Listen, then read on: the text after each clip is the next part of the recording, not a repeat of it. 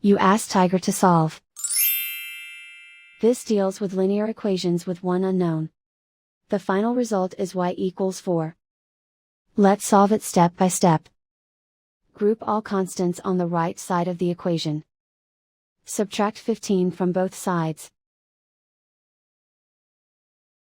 Simplify the arithmetic.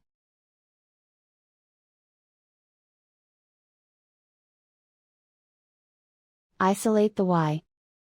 Divide both sides by -6. Cancel out the negatives. Simplify the fraction. Cancel out the negatives.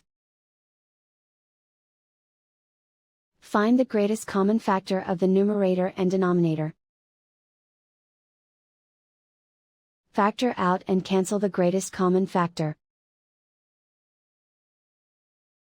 And so the final result is y equals 4.